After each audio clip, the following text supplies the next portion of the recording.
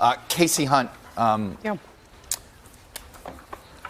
Capitol Hill, the immediate response here politically has been extraordinarily uneven.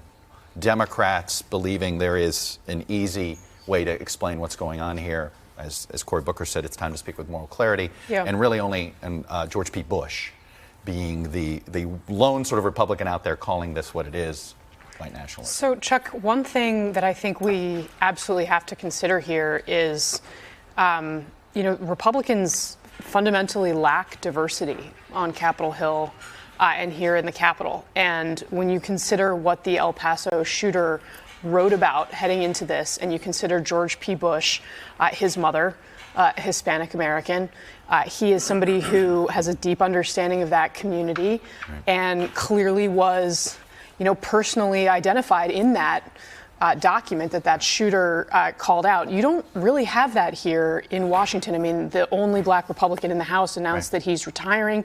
Will Hurd, obviously of Texas, down in that area. And I think, this is a morning when we are all struggling to find the right words to grapple with this. And, we've had so many conversations in this country recently, tragic conversations about how do we keep assault weapons out of the hands of psychopaths.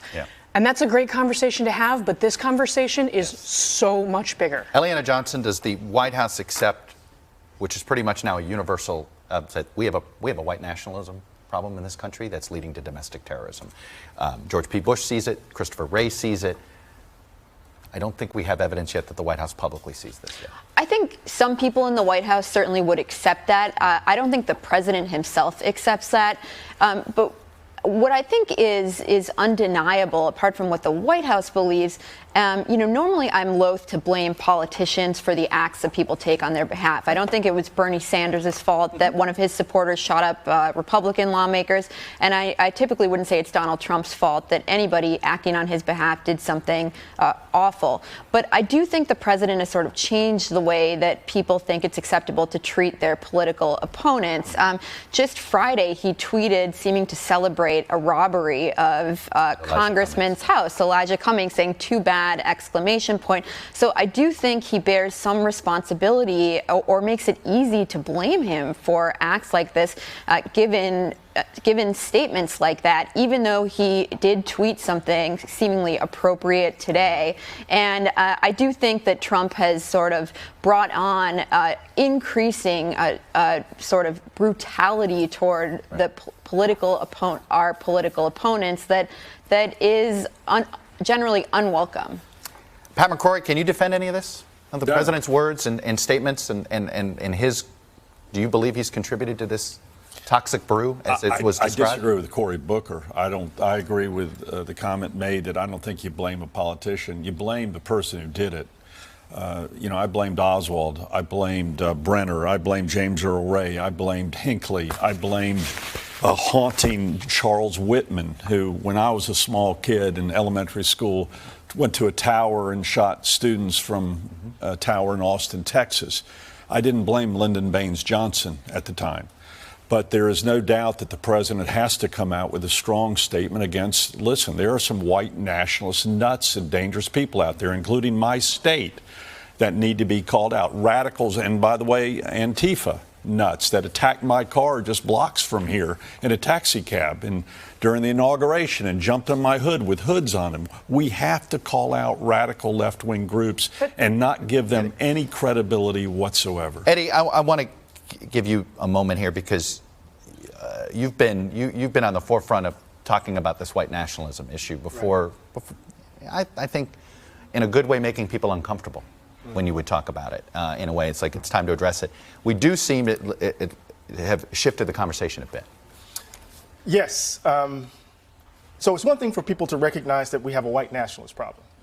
That's an important we weren't there a year ago. We weren't there a year ago. Right. We weren't there a couple of months ago. Yeah. So this is important.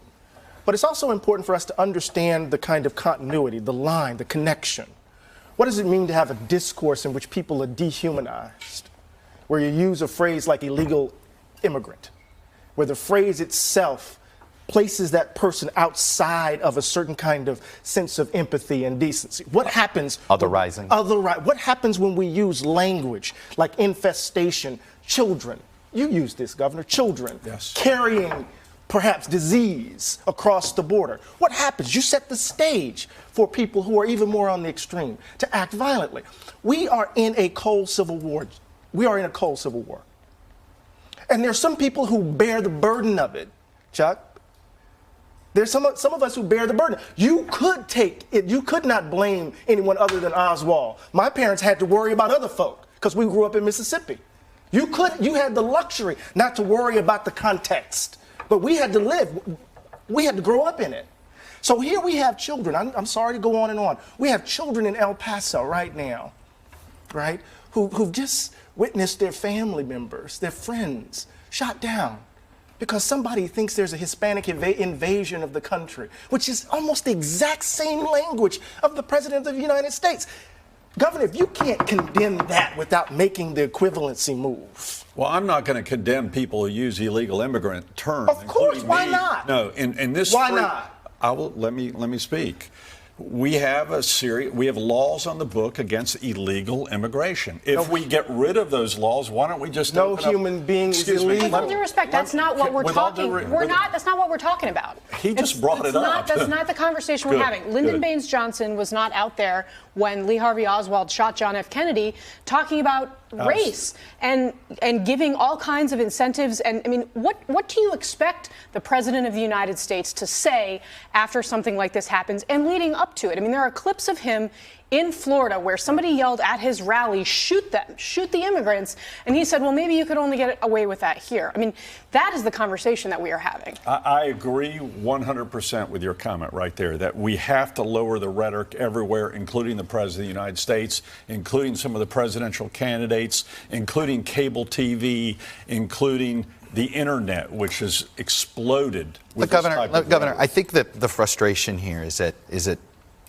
in the attempt to defend the president, there's always this let me bring in other, and I think politically, some of us understand why Republicans are doing that right now, because they're afraid of crossing this president publicly.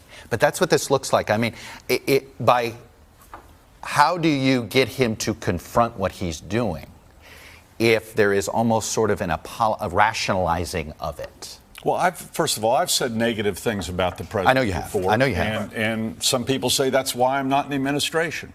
But at the same time, I'm not going to blame the president. And I want to not just talk about you, but the entire mindset of what has been elected Republican. We have one elected Republican willing to call this what apparently it is, white nationalism. Well, I'll call it right now as Republican white nationalism, and I've seen some white nationalism. Now, I don't think it's as big as what the national media portrays it, even in my own state. I do think we've had a shooting in Pittsburgh, anti-Semitic, by a white nationalist, and now we've had this. The danger is huge. Okay. The amount of people involved. But with the weapons they have, with their rhetoric, is extremely dangerous. And I hope you're right that it's a small number of people.